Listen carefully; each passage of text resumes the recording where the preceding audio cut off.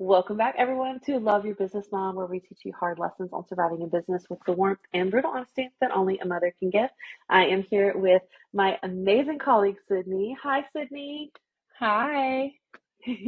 I'm so excited to introduce you to her. She is someone who I'm just endlessly intertwined with in the most interesting way. The backstory on Sydney and why she's here is that we met in a group called Freelancing Females.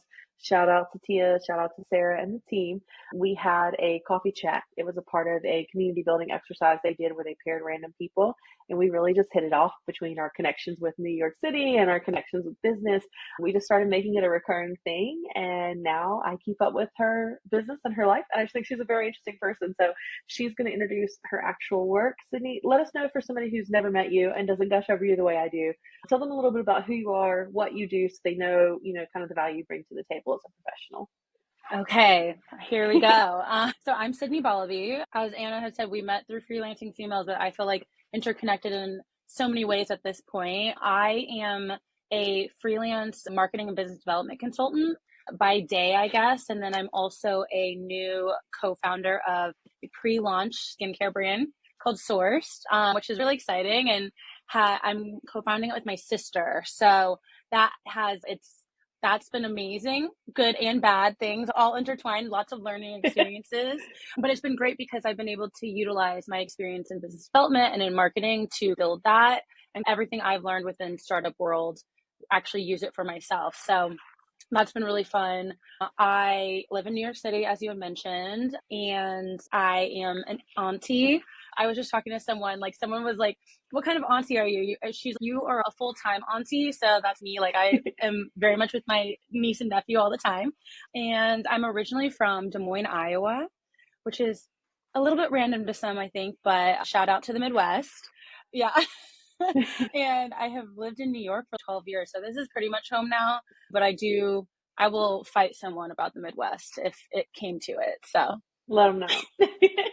Awesome. I just feel like I have so many questions. I'm always asking you questions. I love picking yeah. your brain. But I'd love to start with your main long-standing venture with your consulting business. How did you even get into that? And how do you continue to stay one of the people who I think does it really well? Because I think it's a really fast-changing field. So tell us a little bit more about your journey into that and how you keep up with it. Yeah, definitely. So I've always worked in business development and marketing, working mainly with startups throughout my career. And so because it's New York City, I always needed kind of a side hustle. So I've always been doing some sort of freelancing for extra money or as opportunities pop up. And then I guess it was the pandemic. I was working at a really early stage startup in the end of life and funeral planning space, which if you want me to get going on and fascinating category, that is a category that like I could talk for hours on. But yeah, so it was a really early stage startup. I was basically the first hire. I handled marketing, business development, and product for them. And when the market shifted in like 2022, a few investors pulled out and the company dissolved. And so at that time, my motto is always be talking to people, always be networking. And Yes. never not doing that, which ended up working in my favor. But yeah, the company dissolved. I had a little panic moment, but I'd been talking to a few different people, and one person in particular we had worked together like years past was like, hey, actually, I would love if you started freelance consulting for my company. They don't really have an organic marketing strategy. And so this could be an interesting tester. So that kind of brought me into the world of freelancing. And at the time I was also being a nomad. So I was traveling, I wasn't paying rent. So it gave me some more flexibility too, to test out this whole idea of not having a 9-to-5 W-2 sort of situation. And yeah, I started there. I worked on a retainer, and then started networking some more and picking up more clients and more one-off projects and stuff like that. And when I moved back or got an apartment in New York City, it was probably a year.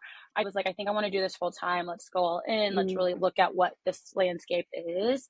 So I've been freelancing basically full time for almost 3 years.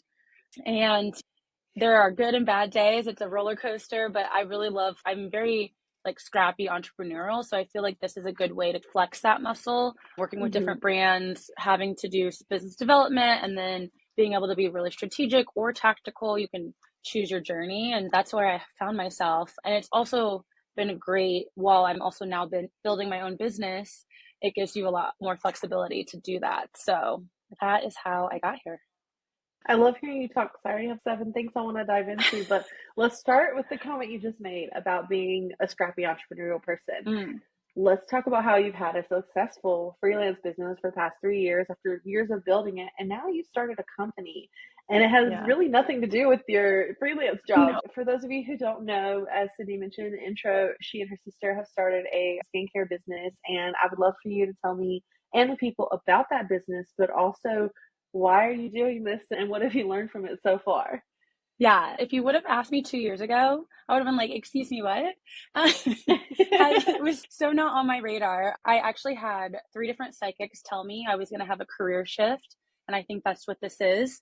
I'm trying to think of, like, the beginning of it. So my sister and I and our family on our dad's side is from Ghana in West Africa, and Ghana is one of the number 1 suppliers of shea butter, and we Mhm. went to Ghana right before the pandemic as a family. It was the first time we had gone back as adults, things so differently.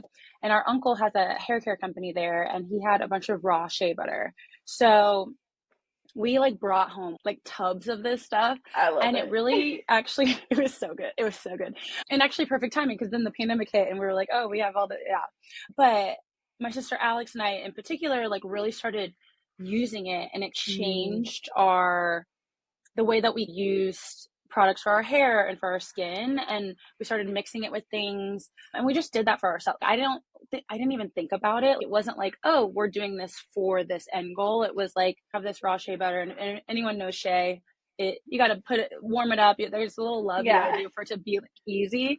So we just did that naturally. And then fast forward, I had my company had dissolved. I was freelancing. My sister was also at a startup, and probably a year later, that the company ran out of runway, as they say, and Yeah. she knew like it was the end of that journey for her. And so we were both like in this, not discouraged, but like in these inflection points within our Mhm. careers of we really think that we want to take control of our lives, our money, our financial stability. What could that look like? And so we started brainstorming, and we're like, what do we want to do? What are we interested in? What like would make sense? And there was one point where we were like, what about shea butter? Shea butter is not a unique ingredient, but the way that people consume it today is not necessarily the same way that we were using it. And so we were like, how can we maybe bring our Ghanaian heritage, but also we're American girlies. Like we've been growing up Yeah. here. Like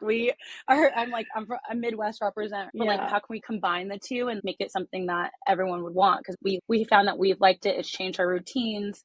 We've really cut back on the complexity of our routines. So we talked about it, but the moment we had the idea, it was like my sister created a Google Doc.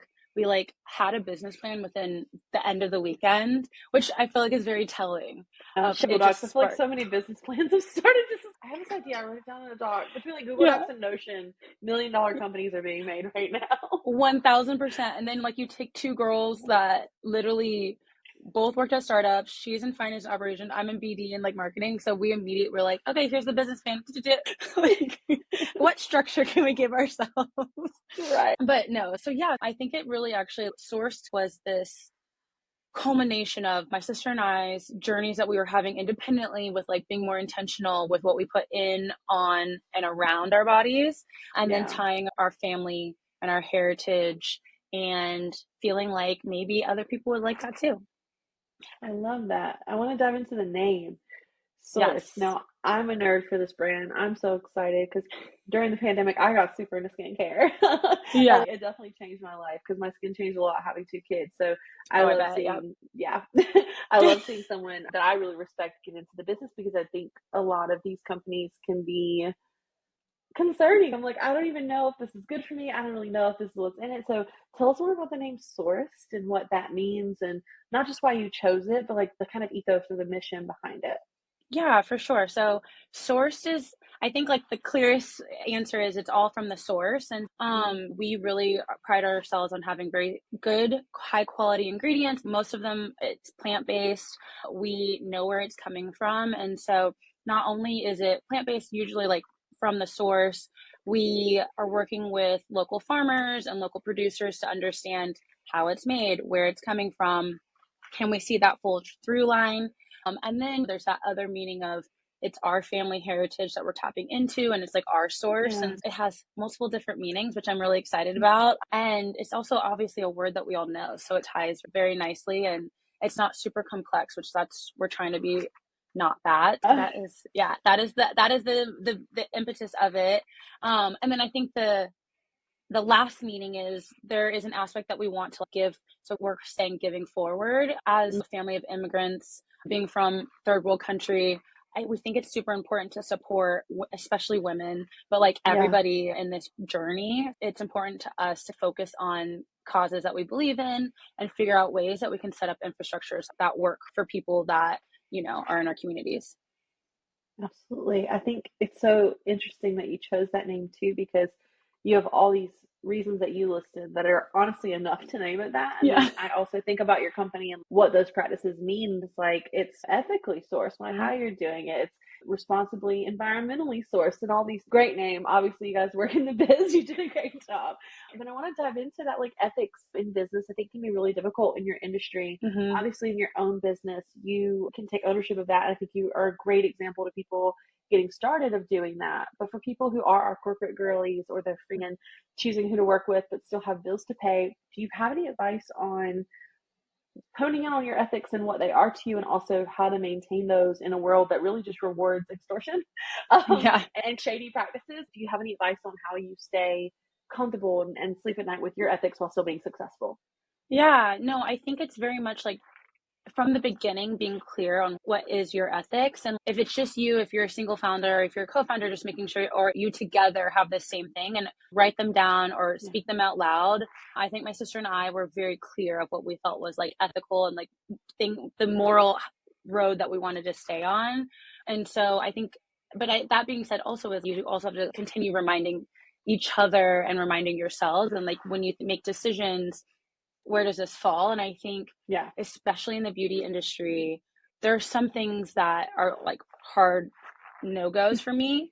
And then there's other things where you're like, okay, like where are we at now? And like, how can we get to maybe here's the gold star.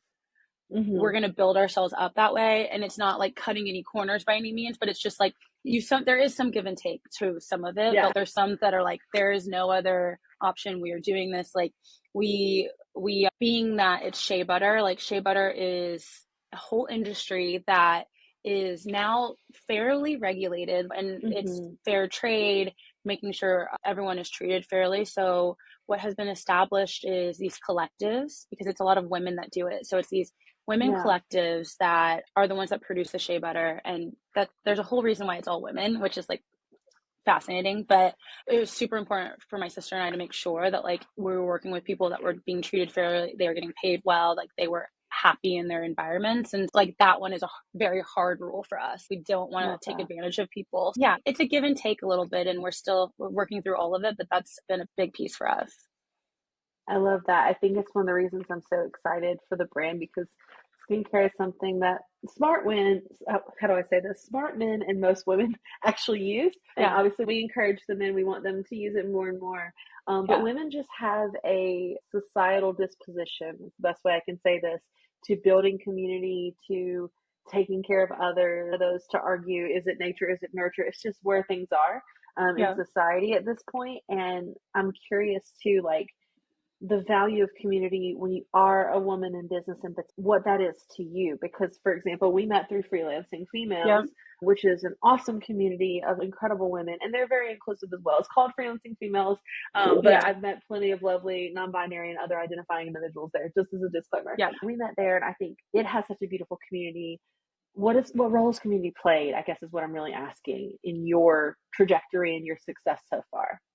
Yeah, I think for me, community has been like a main priority. It was something that I think when I was working at a company, corporate, or even a startup, like those were a lot of the hooks that you have, but they're baked in because you're going to work every day. And so when you start freelancing, working from home, and then freelancing and building a company, you have to seek it out more. And so that is something I have found over the last few years is like, I have to actively seek out community and figure out which ones make the most sense for me. And I think it's been so great that there are so many communities like a Freelancing Female or some other ones that I'm part of that have been great outlets to tap into. And it's like a lot of women supporting women and action. And I think that seems to be, I don't know, a trendy thing to say, but I found these communities where that's just the case, where you can be like, you can ask a question and you have 5 people responding or sending you referrals. And it's been huge. Like for Source in particular, I don't come from the beauty industry. Neither does my sister. And so there's a lot of things that we didn't know, or we're starting from scratch. And so being able to have a community to be like, hey, has anyone dealt with this? Yes. It's been great. And I think that's the best, right? And I feel like there's more even to go with that, and like figuring out ways to support. And my end goal is to be a supporting member in whoever's community, to be able to like help, give guidance, give support, give hopefully eventually money. That's a long-term goal down the road. I feel you. But I feel men have been doing that. Men have been supporting each other for millennia. And it's really exciting to see that like women really starting to be able to do it. We never really had the ability up until 40 years ago when we got credit cards. Yeah, no, seriously. Honestly, it's so funny because women have always networked, even under systems of oppression, right? Like, and like to your point, men have as well. And what do you think, especially being in the beauty industry? I'm curious with your take on this. When I was growing up, and to be fair, I have parents who were baby boomers, and I grew up in the place that moves a little slower than regular time in terms of the trends and what you feel there. Yeah. And I was always told deals happen on the golf course, and there's a lot of politics behind the scenes, and it's about who you know. And these are things I heard from everybody I knew growing up. I'm not saying that it's not like that now. I know it is on the macro scale, but how do you see the future of an access and things changing as more women get into the spotlight, as more people, at least from what I've seen, start focusing on community and building with intention? What do you see that looking like over the next 5-10 years? Do you think it'll change? Do you think it's still going to basically be 3 guys on a golf course? What do you think? No, I think it's going to change. I think it's already changing. I think that you're seeing like even the way that these communities are popping up, and they're like these hybrid, like digital and in real life communities. I think that events have been a real interesting thing that's happened after the pandemic, like people seeking that community in person. And so I feel like there's something to that. I feel like you see a lot now, like the dinner parties or like that sort of thing. Yeah. And I'm like, I'm here for it, honestly. No, I love it. I think it's so funny because everyone thinks it's their idea, and I'm like, 17 of you guys are doing this, but go off. Like, I love it. Yeah, let's figure out new ways to like do all the things. So I guess I think like the golf course is always going to be a thing, but I have always said that's probably not my community, and that's not going to be, I don't know, that's not going to be my journey. Yeah. Could I be out there on the golf course with them? Probably, but do I want to? No. And I feel like that's more and more where I've been coming into my own, is I don't have any sort of FOMO on that. Like, I don't feel like I'm missing out. Like, I will find my other community that figure out ways to build. I don't know. And so I think, I don't know, it's like a really good question to think about further of what will be the future of it. As more women are taking control, I hope it's activities I like to do. Yes. I'm not a golfer. Golfing's also terrible for the environment. So considering like your business and stuff, I think it would be very misaligned. Exactly. Yeah. I'm a big retreat. I feel I'm a like wellness. So like any sort of like intentional wellness retreat, that could be cool, which I've seen those pop up as well. It's just like the accessibility is a little bit harder. I don't know. It's something to think on. Absolutely. Moving backwards, we're talking about community, networking, moving with intention, and my mind is racing because I met you at a time where you were already very successful. You already had all these things going for you. You're very much in your career woman bag. Like that's what you're doing, right? Yeah. What about young Sydney? Like Sydney who was in middle school, or Sydney who, was making friends growing up. Have you always been so good at and so intentional with networking? Were you shy? Like, how did you always be this way, or is this something that's new that you had to learn? Okay, that's actually a very good question for me. Thank you. So, Sydney, as a little girl, was the most socially anxious person ever. I had extreme social anxiety as a kid, and I could never do it was very hard for me to do things by myself. I would have like total freakouts. But that being said, like I was always still good at one-on-one. A lot of it was just getting in the door, that initial being freaked out. And then when I was interacting with people, I do feel like I've naturally always been able to, because I'm naturally curious. So I think that when I'm speaking to people, I usually can find something that is either something we can relate to or something I'm actually interested in learning, which like, I feel like when we met, I was like, wait, I need to know about all of these things with operations. Because I'm like, oh wait, that's actually I feel like I'm a collector of information. And so I like talking to people. It was just it's like the initial anxiety. Like I used to make myself sick on the first day of school, even though I knew all the kids in elementary school. I knew who was going to be there, but I was so like worked myself up. And then I really started pushing myself after I was in sports, which I think sports is always a team sports, which I think that's always a really great way to start just forcing yourself socially. And then I decided to go to college out of state. I knew nobody. If you would have asked anybody, if I would have gone out of state to a school where I knew nobody, they would be like, no, who are you talking about? Yeah. And so I feel like that was my final like hurdle of like just getting over some of that. And don't get me wrong, I still actually have social anxiety. It's just, I feel like I know how to navigate it better, and it doesn't stop me from doing things. But yeah, I've always liked networking and relationships. And that's why I think I started in college. I was in marketing, but I was in like sales and marketing, and I did sponsorship sales, and I did some of these areas where it was going to be client focused because I liked that aspect of it. It's interesting that you said you did sponsorship sales, because one thing I know is that you're really talented when it comes to strategic partnerships and who should work with who and how should they launch it and what should they do. So did that time in college help sharpen that skill, and like how do you still use that now for people who don't know you like I do? Yeah. So in college, I was always big into sports. And so I thought I wanted to go into sports marketing or sports sales, that sort of thing. And so my internship in college was working with the sponsorship sales. Like they did all the sponsorships for the different sports teams. And so it was like if you have Coca-Cola or Pepsi at your school, like they did those partnerships. And at the baseline, it was doing cold calling to like local businesses for sponsorships, or building these lists of like different brands that you thought would be relevant for the football team, the basketball team, whatever. And then pitching them on doing some whatever they wanted to do and spend money on. And so that was my internship for, I guess it was like a year and a half. What was really cool about it was like you had Wendy's who would pay that during the men's basketball games. Yeah, you had to find someone in the crowd, and they had to do like the frozen t-shirt challenge, and then they get like a free Wendy, whatever.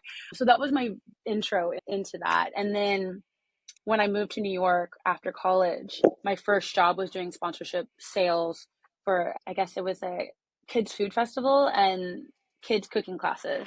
And then I just jumped in and figured out what it looked like to think holistically about the event or the business, and like how you would work with all these different players to make it happen.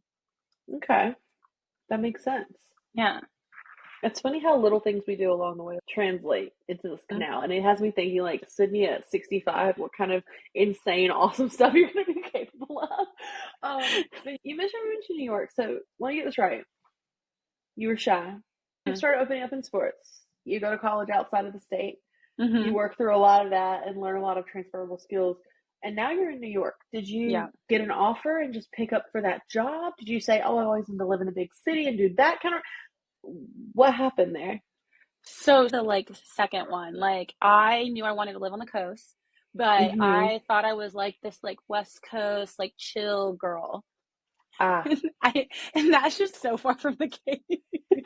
I like some of those things. I am launching a clean beauty brand, but like a lot of the other things that are not for me. I'm not the slower speed, like that sort of thing. I think it was fate, really. But I had a friend that I had graduated, and it was a recession, shocking, and so getting jobs was really hard.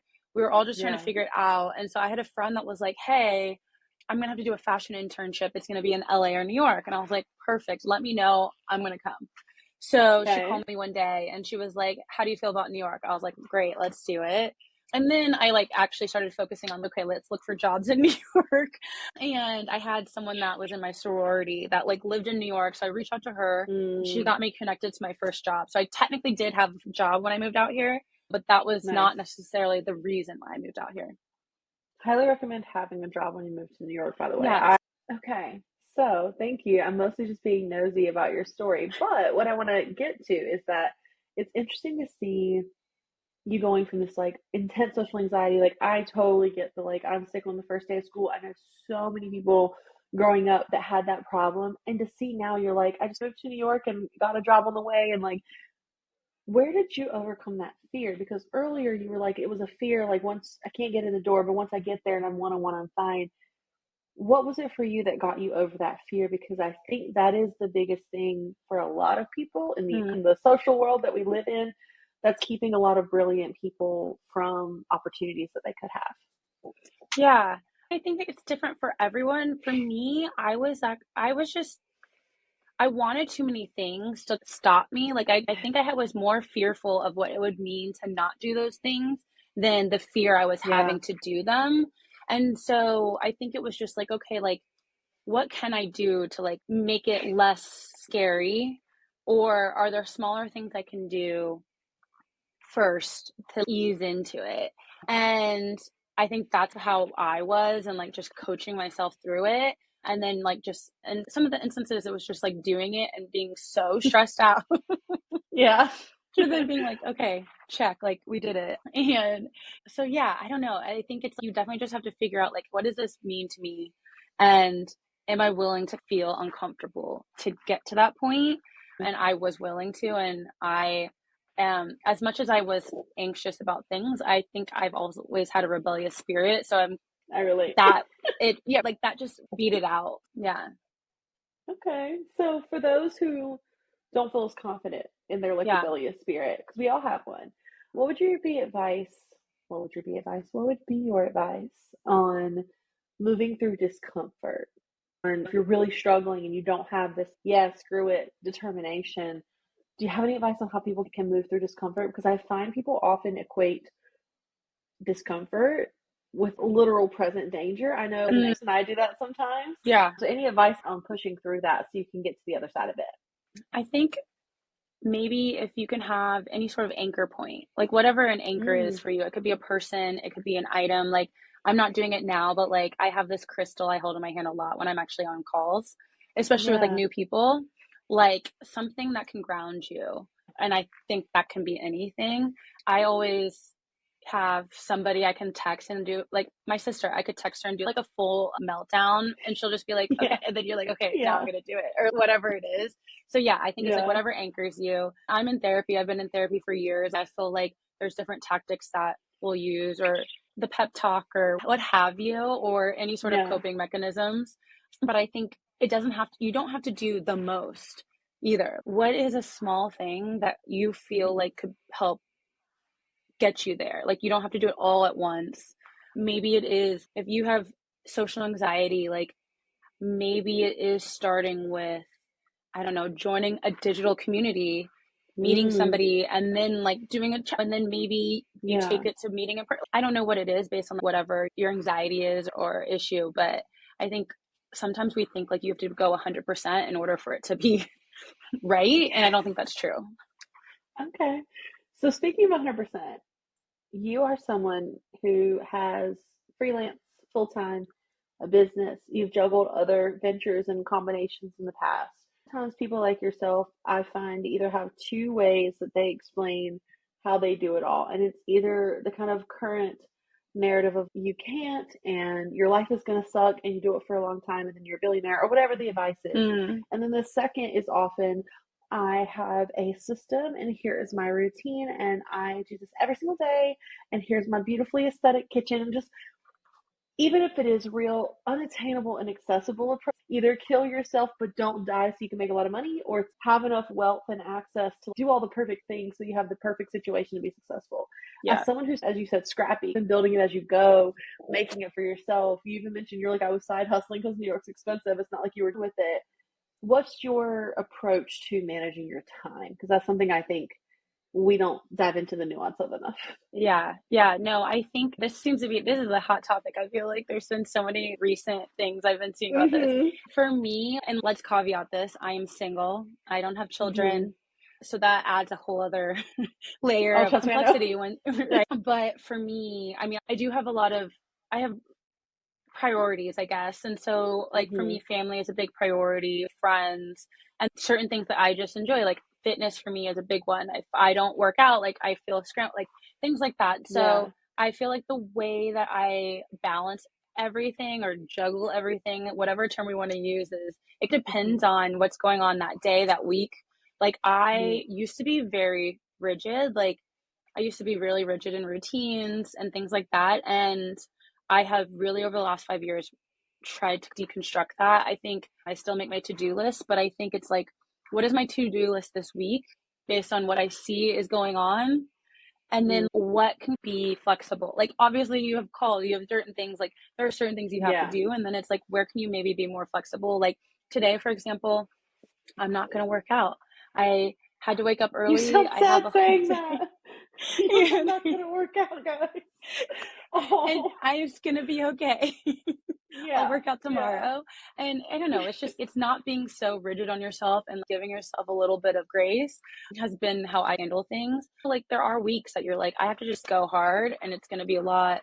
And like maybe the next week we take it back a notch. And it would be I think it would be not true to be like, okay, every day is super balanced and amazing, and I do all of my yeah, routines, and I like have this, I don't know. And sometimes it's just not like that. And I feel like there's sometimes you can take a step back, and then there's other times where you got to be heads down. And like with Source right hmm now, we're probably going to launch in the next month. I was not doing as much the last couple of months and focusing more on freelancing. But now I'm like, okay, we're about to launch. We're going to be heads down on like getting things done. And so you just like, yeah, based on what is happening, prioritize. yeah. No, that makes sense. It's like you're not even making space or like you're just prioritizing. I think that might be the only word for this. It's like you're just being real about here's what I can change, here's what I can't. Of the things I can change, maneuver them around. And I think that's a really nice approach to it. I feel like people don't highlight that enough. So thank you for that. Yeah. Um, Also, you honestly, never know there's what some, life is gonna bring you. yes. Because this year for me 3x already that. has, yeah, like I'm like this year already, it's like there's been some things that Oh, you family cut things, and out. you're just like, we have to go this way. I relate to that. I think the biggest, I don't know what to call it other than a media lie that's ever told is that like you'll have a really hard obstacle and then you get to the end of it after a brief setback and you're fine. I feel of a traditional format follows that plot of like conflict, exploration and struggle. Oh, there's a setback right before we thought we were going to win. And then it's like resolution, good or bad. I find that the curves are like this. And yes, Mm-hmm. your life can trend upwards, but I was going through some really hard stuff, and I remember thinking, like, if I can just get, just as my least favorite word, if I can just get through XYZ, I'll be okay. But the problem is, you get through XYZ, and there's a Yep. new, oh, if I just get through this, I'll be fine. Oh, I am fine with that now, but if I could just get through this new problem that started Yeah. happening, I think it's not getting discouraged Yeah. when more things get thrown at you. Do you have an example of a time that life threw something at you when you weren't ready that you feel like you handled it, or maybe that you handled it really poorly? What's a real application of this in your life? That's dangerous. I just laugh it because the last 2 years have been chaotic to say the Yeah, I least. feel that. So I think the most interesting thing about Sourced is my sister and I were going through some like really crazy family things, Mm. and we like joke about it now. Like we decided to start a company when my sister had lost her job. She was trying to get pregnant. We found out that our father had cancer. Like all Mm. these things were happening that you would be like, that's negative. Yeah, But at the same time, it guided us and pushed us to like lean into it more and be like, we yeah, want to do this for our family, and we want to, this is something that like, everyone talks about generational wealth, where like this maybe is something way that we can like do that. But yeah, I think even just starting Source was like this moment where we had this great idea, but then all these other things kept popping up. And it was, should we do this? What's going on? We were like, no, it was our guiding anchor. And I think that now looking back, and my dad is in remission, and there's just other things that are going on that we are looking back now, and we're like, actually, I think we could have just stopped and been like, okay, we got to do other things and focus on other things, but we used it as like our like getting through some kind of messy moments. I love that. One of my favorite concepts is the idea that the time is going to pass anyway. And I too have been through periods of things are crazy. Let me just tune down. And I think one of the biggest mistakes we make as humans in that like flight or fight response is that we listen to the part of us that just wants everything to go away so we can handle the problem. Because you end up just always dealing with a problem and never really progressing forward. And it took me a long time to learn that. So I think that's beautiful. And honestly, I'm thinking about whether it's your personal life, your business, your commitment to your ethics in your company. There's this overall lesson that I'm getting from this. And I like to give the listeners a lesson every time. And the lesson I'm taking from our conversation is lead with intention, whether it's in creating your schedule, in choosing the values for your business while still making a profit, in choosing an out-of-state college because you need to force yourself out of your comfort zone. I think you really represent that. So correct me if that's not a comfortable lesson for you, but that's what I take away from this conversation. Yeah, that's like the top of my vision board. So. Oh, okay. Not me knowing your vision board. We nailed it. I love that. So because you're so talented and you live in this way, leading with intention, what would be one actionable step that the listeners can take, or viewers, hey, you too, in taking more intention in their life, making time for it, making space for it? What would be one way people can get a little more intentional? Yeah, I think that what I'm hearing more and more, or what I have heard, or it started to stay with me, is when you're talking to people now as like someone who's building a business, you talk to people and people have so many ideas, but they don't necessarily follow through with them. And I think that's where the intention, like, and being intentional about, okay, you have these ideas, go after it. And like, maybe think about what's the worst thing that could happen. And then moving past that and just doing it. I think that a lot of people, you could just get into your routines, you get in your daily life, which is so real. But I think sometimes it's like being a little bit more of a dreamer and being like, okay, like maybe I can't 100% focus on this idea, but like maybe you can start doing some of the work and like figuring out how you're going to do it. And until you start it, it's never going to happen. To your point, is like you can keep saying, okay, maybe next year, maybe next week, maybe whatever. And so I think it's have these ideas, but then, okay, this is what I'm going to do to try to progress towards that idea. I'm big on manifesting and things like that. And again, like manifesting is all about you just say it or write it down, and then you have to actually take the steps. And I think that's the part that a lot of people, you can say it, but then if you just sit there, it's not going to happen. You still have to be moving forward and taking different steps or doing different things to make it happen. Yeah, it's so funny. I see so many parallels in like our current ventures because you are in season 1 of this podcast, which I am enjoying so much producing. But it's funny because the podcast started as like a joke from my husband about how I was everyone's business mom. And then it turned into a point of me going, oh, this actually could be a really helpful resource for people. Then into, oh, I'm going to launch a podcast at some point. Then it was, oh, Q3, right? I said that again, my vision board. I was like, oh, Q3. I put the podcast stuff on there. I started my newsletter, and people who read the newsletter were like, oh, we need the podcast. Where's the podcast? I was like, you know what? Fuck it. Let's just start the podcast. And if I hadn't done that, we wouldn't be having this conversation. Exactly. I wouldn't have met some of the incredible people I'm meeting because I just decided I run a business. I have kids. I have a marriage. Like I have other things to do with my time that I'm still doing. But I found a way to make it work. And obviously you can't do everything, but you can't do anything. And I think you represent that with Source. You're like, hey, my life is falling apart, but I really want to start a skincare company. So I'm just going to make a business plan and start figuring out with my uncle, who do I talk to get shea? I think that's a beautiful picture. I think people are capable of more than they think they are. And I hope your story shows people that you can just do things. Yeah. And I think that the financial aspect is huge for a lot of people, and I cannot I don't want to undermine that, but I was talking to a girlfriend recently, and she was talking about, she's an interior designer and her dream is to like remodel a boutique hotel and make it a whole thing. Right. And obviously that takes capital, but I said, don't let that stop you from at least creating the business plan and like starting to pitch people. I go, because you'll never figure out the finances if you don't start doing that. And there's so many options ask for you the can money to take. receive it. Exactly. Like you have to have the idea and then that's how you get the money. So do that first and then see and take your time on that. And I think that's something that like I was lucky enough to have worked in startups, so I understood how money works in that way. But for those who don't, I think that is definitely a blocker for a lot of people. But I'm like here to say, still go forward with the idea and then figure out the finances. And in a lot of instances, you will discover ways to get financing that isn't raising millions of dollars. Yeah, I don't know. It's just, you got to put yourself out there.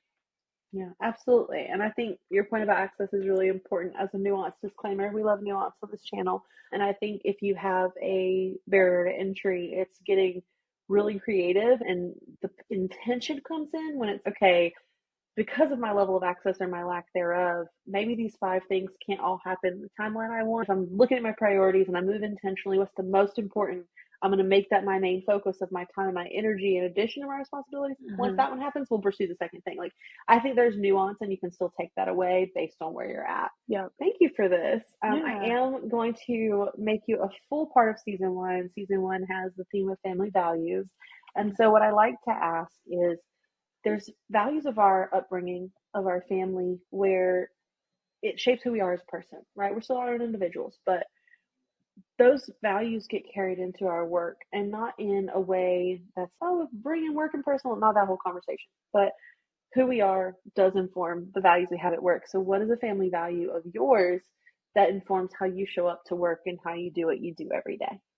I think that right when you just said that, because I was thinking about other things before, because I have been listening to the podcast, so I knew this question might come up. You're a listener. Okay. But then I just changed my mind because of, I don't know, our conversation. But I would say one of the family values that I think maybe we don't say it so outwardly, but I think that in my family, we are all about treating everybody, like not judging people immediately, treating everybody once you like this equally, or like when you meet somebody, it's like asking them who they are, figuring out who that person is, and not necessarily like having a prejudgment. I feel like that's also what's helped with creating relationships that I have, and my family, we all have a really good relationship. I feel like we can bring in other people to our family and they're like very welcomed, and it's like a huge party. And my parents, they all have friends that they've had for years, and it's something that, their friends talk about our family and like how welcoming, and like they could literally come to my grandparents' house. Like it's always been that way. It's always been an open door policy. And so I think that's just been a big family value that I've continued. Like I've always wanted to like welcome people, get to know them, understand who they are and what makes them tick. And then also if I had a house, which I don't, but if I had a big house, everyone is welcome. Yeah. I love that. I feel you. Thank you. I can personally attest, Sydney is a very welcoming person. I felt that from the first time we connected. I think you carry a really bright light in a world that can be very cutthroat and rude sometimes. So I love that about you. So really, I just want to give you a chance to tell people, where do they find you? How do they interact with you? Whether it is for your awesome skincare brand, whether it's for your incredible professional services, where do you want people to reach out to you if they feel called to after this episode? Yeah, absolutely. So for me personally and professionally, I'm on LinkedIn, Sydney Borlabi, and I'm the only one, which is fun. Love that. And then on Instagram, I'm Sydney Borlabi as well. I've been trying to do better about like taking people through my building process and things like that. So if that's of interest to you, LinkedIn, I'm definitely focusing more on just like my expertise in growth marketing and business development. And then for Source, we hopefully are launching in July. So whenever this podcast comes out, hopefully we are launched by then. You can find us at sourceshea.com, or on Instagram, we're Source Shea, and same with TikTok. If you have any interest or want to join our wait list so you can get more information, I'm really excited to share our products with the world. So that is awesome. And I will link everything that Sydney referenced in the show notes. Sydney, again, thank you for joining us. It's been incredible to have you. I always enjoy our chats, so I'm happy to share this one with my little business family. It's amazing. So I could talk to you for hours, but we have to go. So we will see you next week on Tuesday. Bye, everybody. Bye.